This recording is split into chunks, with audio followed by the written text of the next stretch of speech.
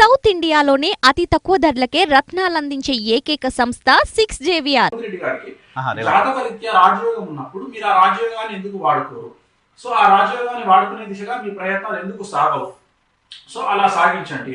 ఏదో ఒక పార్టీ మీరు జాతీయ స్థాయిలో మీరు ఖచ్చితంగా రేపు రాజకీయ పార్టీలో ఏ రాజకీయ పార్టీలో చేరితే మీకు అనుకూలమైన ఫలితాలు ఉంటాయో, మీకు ముఖ్యమంత్రి యోగం కలుగుతుందో ఆ పార్టీలోకి వెళ్లే దిశగా మీరు ప్రయత్నాలు ప్రారంభించండి. అది కాంగ్రెస్ పార్టీ అవ్వచ్చు, బీజేపీ పార్టీ అవ్వచ్చు.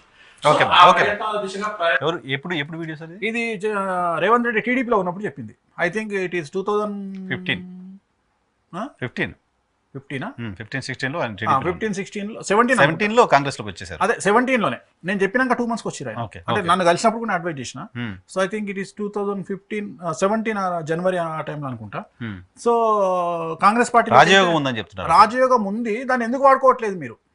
రాజయోగం ఉంది, బట్ టీడీపీలో ఉంటే మీకు ఆ రాజయోగం రాదు. జాతీయ పార్టీలోకి వెళ్ళండి. అది కాంగ్రెస్ పార్టీలోగా లేకుంటే బీజేపీలోగా డిసిషన్ తీసుకొని మీరు వెళ్ళండి, మీరు ఖచ్చితంగా సీఎం అవుతారు అని చెప్పింది. ఇంత క్లియర్గా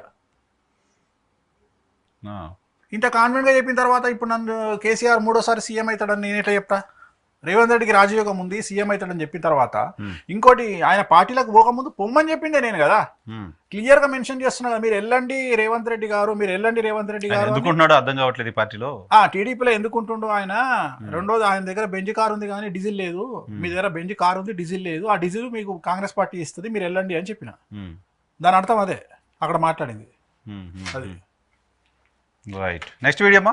అండ్ రెండోది కేసీఆర్ గురించి చెప్పాల్సినటువంటి ముఖ్యమైన విషయం ఏంటంటే ఈ 2023 జనవరి నుండి ఆయనకు అష్టమ శని స్టార్ట్ అవుతుంది. 2023 జనవరి నుండి. సో మనం కనుక వెనక్కి వెళ్తే 23 - 30 అంటే ఇంచుమించు 1993 నుండి 95, 96 వరకు ఆయనకు బ్యాక్ టైం నడుస్తుండే, బాగా చాలా బ్యాక్ టైం. సో ఆ పరిస్థితిని మళ్ళీ ఆయన ఫేస్ చేసే అవకాశం ఉంది. సో 2023 జనవరి నుండి కేసీఆర్ గారికి అష్టమ శని స్టార్ట్ అవుతుంది కాబట్టి అంటే నేను జాతకపరమైన విశ్లేషణ. సో నా ఉద్దేశం ప్రకారం అయితే న్యాయపరమైన ఇబ్బందులు తలెత్తే అవకాశం ఉంది. సో అది మీరు బీజేపీ వాళ్ళు టార్గెట్ చేస్తారనుకుంటారా లేకుంటే ఇంకోట నాకు అనవసరం, కానీ ఖచ్చితంగా కేసీఆర్ గారు న్యాయపరమైన చిక్కుల్లో పడే అవకాశం ఉంది. మేబీ అది కేసీఆర్ పడవచ్చు లేదా టీఆర్ఎస్ పార్టీ పడవచ్చు. కేటీఆర్ గారిది మకర రాశి, శ్రవణ నక్షత్రం. అలాగే కవిత గారిది మిథున రాశి. అలాగే కేసీఆర్ గారిది పుష్యమి ఆశ్లేష నక్షత్రం, కర్కాటక రాశి. సో కర్కాటక రాశికి అష్టమశని నడుస్తుంది, మిథున రాశికి అష్టమశని కంటిన్యూ అవుతుంది, అండ్ మకర రాశికి ఏలినాటి నడుస్తుంది.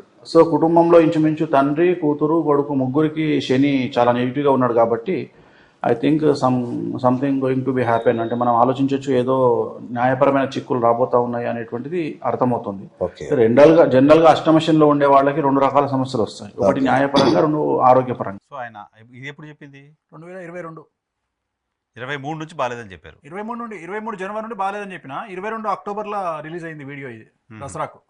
2022 అక్టోబర్లో చేసిన వీడియో ఇది. సో ఆయనకి న్యాయపరమైన ఇష్యూస్ 2 విషయాలు చెప్పిన. 2023 నుండి 2.5 సంవత్సరాల పాటు న్యాయపరమైన చిక్కులు ఉంటాయి, ఆరోగ్యపరమైన ఇబ్బందులు ఉంటాయి. 2023లోనే ఆయన కాలిరిగింది. అవును. 2023లోనే ఆయన ఓడిపోయిండు. 2024లో జైలుకి వెళ్ళింది కూతురు. ఆయన పైన కూడా కేసులు అవి. 2024లోనే కొడుకు కూడా జైలుకు పోతున్నాడు కేటీఆర్ గారు. ఏంటి ఈ ఇయరే ఆయన కూడా జైలుకి వెళ్తారు కేటీఆర్ గారు. ఇది ఇప్పుడు కొత్తగా చెప్తున్న ప్రిడిక్షన్. ఇది ఇప్పుడు కొత్తగా చెప్తున్న ప్రిడిక్షన్. సో ఇవన్నీ జరిగినాయి కదా. ఇప్పుడు ఒక వీడియోలోనే 3 ప్రిడిక్షన్లు ఉన్నాయి. ఆల్రెడీ కేసీఆర్ గారి పార్టీ డిస్టర్బ్ అయింది, పార్టీ వర్కింగ్ ప్రెసిడెంట్ ఆయన పైన కేసులు ఉన్న పార్టీల జనాలందరూ బయటికి వెళ్ళిపోతున్నారు. అట్ ది సేమ్ టైం ఇప్పుడు ఆల్రెడీ ఆయన కాలిరిగింది, ఆయన సీఎం ఓడిపోయిండు. నేను ఇంకోటి 3 జాతకాన్ని విశ్లేషించిన కదా, 3కి సమస్యలు అని చెప్పిన. తండ్రి, కూతురు, కొడుకు 3కి సమస్యలు అని చెప్పిన. 3 ఫేస్ చేస్తున్నారు కదా ఆల్రెడీ. ఈయన పార్టీ పరంగా ఫేస్ చేస్తున్నారు, కూతురు జైలుకి వెళ్ళింది, కొడుకు జైలుకి పోతున్నాడు. ఇంతకంటే ఏం కావాలి? సరే, కేటీఆర్ గారు జైలుకి వెళ్తారని మీరు చెప్తున్నారు, అది అవుద్దో లేదో చూద్దాము. ఈ 2 మాత్రం ప్రిడిక్షన్స్ కనపడుతున్నాయి.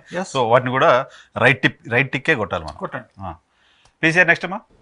ఇక నేను ఏం మాట్లాడాలి, మీరు తెలుగుదేశం పార్టీకి సంబంధించి మీరు ఎన్ని పేర్లన్నా చెప్పండి, నేను ఎవరి గురించి 2024 నాటికి లోకేష్ గారి పరిస్థితి కావచ్చు, చంద్రబాబు నాయుడు గారి పరిస్థితి ఎలా విధంగా ఉండబోతుంది? ఏం లేదు, అసలు కాంపిటీషన్లోనే ఉండరు వాళ్ళు ఉంటే. అంతేనా? వాళ్ళు ఉంటే బాలకృష్ణ గారు లెజెండ్ పరిస్థితి ఏంటంటారు? ఆయనకు సీఎం యోగం లేదు. సీఎం యోగం లేదు. జూనియర్ ఎన్టీఆర్ సీఎం యోగం ఉందంటారా? 100% ఉంది. ఆయనది మఖా నక్షత్రము, జయలలిత జాతకం. చాలా పవర్ఫుల్ ఎలక్షన్ తర్వాత రాబోయే ప్రిడిక్షన్ గురించి మాట్లాడుతున్నాం. ఎలక్షన్ తర్వాత చూడాలి. ఒక నెల జూన్ 4వ తేదీ తెలుస్తుంది. జూనియర్ ఎన్టీఆర్ సీఎం అవుతారు. జూనియర్ ఎన్టీఆర్ సీఎం అవుతాడు అనేది 2029 తర్వాత మాట్లాడుతున్నా. ఎప్పుడైనా కానీ అవుతారు. కానీ అది కూడా చెప్తున్నా, ఎందుకంటే వాళ్ళ అమ్మతో నేనే చెప్పిన 29 వరకు రావద్దు అని చెప్పినా కాబట్టి అది రీజన్ చెప్పాలి కదా మీకు. 29 వరకు ఈయన రానియకండి బాబుని అని చెప్పి ఆపింది నేనే కాబట్టి అది రీజన్. సో ఆయన రాజకీయాల్లోకి రాకపోవడానికి కారణం వేణుస్వామి అనుకోండి. వాళ్ళ అమ్మకైతే నేను చెప్పిన 2029 వరకు రావద్దమ్మా ఆపండి అని చెప్పిన. That is the reason. 29 elections 29 తర్వాత వస్తారు. ఎలక్షన్లకు కూడా రారు 29 తర్వాత ఎంటర్ అవుతారు. ఎందుకంటే ఆయన ఒక యోగం ఉంది. ఆయనది జయలలిత పెద్ద ఎన్టీఆర్ జాతకాన్ని కలిస్తే ఒక జూనియర్ ఎన్టీఆర్. ఖచ్చితంగా జూనియర్ ఎన్టీఆర్ కు ఖచ్చితంగా రాజయోగం ఉంది. ఖచ్చితంగా ఆయన ఆంధ్రప్రదేశ్ సీఎం అవుతాడు 2030 తర్వాత. 2029 ఎలక్షన్కి లేదు, 29కి రాడు. ఓకే. ఆయన వస్తారు కష్టం కొడతారు, అందులో అనుమానమే లేదు. తెలుగుదేశం పార్టీ నుంచేనా? అట్లయితుంది. అప్పటికి ఆ పార్టీ ఉంటుందో ఉండదో మనం చెప్పలేం కదా. ఆయన సొంత పార్టీ పెట్టుకుంటారు, ఏముంది. తెలుగుదేశం కాకపోతే ఇంకో దేశం పెట్టుకుంటారు. సో తెలుగుదేశం పార్టీ ఉండదు ఇంకప్పటికి. అవి నేను చెప్పలేను. ఆ ప్రిడిక్షన్ మళ్ళీ మీకు ఒక 1 మంత్ అయినా ఇచ్చేది. మీతో మాట్లాడతాను నేను మేలా. నేను మాట్లాడేది ఓన్లీ ఎన్టీఆర్ గురించి సో దీంట్లో ఇప్పుడు మీరు చెప్పింది ఎన్టీఆర్ గారి గురించి చెప్పారు, అది తేలాల్సి ఉంది. తెలుగుదేశం పార్టీ గురించి చెప్పారు, అది తేలాల్సి ఉంది. అంతే. చెప్పింది ఎప్పుడు 2 ఏళ్ల క్రితం, ఏడాది క్రితమా? 3 ఏళ్ళు అవుతుంది, 3 ఏళ్ల క్రితం, 2022.